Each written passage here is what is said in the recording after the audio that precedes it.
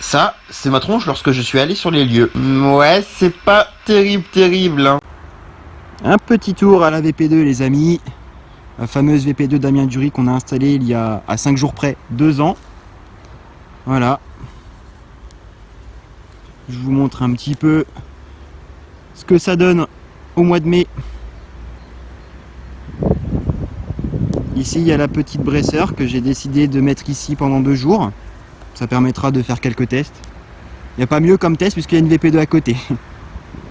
Ici on a un R1, une autre station météo. Non, c'est pas une station météo, ça merde. Ça peut le devenir. De quoi? Ça peut le devenir. Ça peut le devenir, qui nous dit. Bon bah écoute. On est fiers d'être là parce que je suis fier de cette station, de cette VP2. On voit quand même que son abri est beaucoup plus gros que celui de la bresseur à côté, c'est clair et net, mais c'est normal, hein. Là on a vraiment un abri normalisé d'Avis. Alors bon, vous voyez, il y a quelques toiles d'araignée et tout, c'est normal, on n'a pas encore fait les nettoyages. C'est pas moi qui m'en occupe. C'est un de nos amis qui va bientôt arriver, avec Mehdi.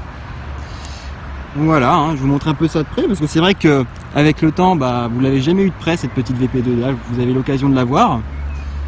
Puis il n'y a pas beaucoup de vent, donc c'est pratique quand je parle, ça évite qu'on n'entende rien. Mais enfin voilà les amis, c'est chouette d'arriver ici. Comme vous voyez, hein, même s'il y a quelques arbres, le vent circule très bien, quand il y en a. Mais tout ça pour dire qu'au moins ça vous montre un petit peu quel type de terrain il faut à peu près pour avoir des bonnes données. Voilà. Le temps est quand même agréable, il y a quelques petits nuages qui passent par ici, mais en soit il fait bon. On tourne autour des 25 degrés actuellement, donc c'est pas mal. Ah, c'est qui rebrille justement.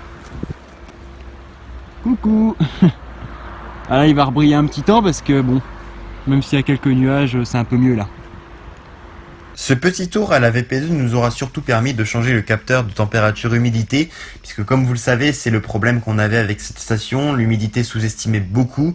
Et bon, avec le temps, forcément, vu que le problème s'aggravait, ça commençait à bien nous gêner, parce que bon, vu le prix que coûte une VP2, c'est quand même dommage de faire une impasse sur l'humidité, surtout que quand on fait l'impasse sur ce paramètre, eh bien on fait aussi l'impasse sur les autres paramètres comme le point de rosée et l'humidex.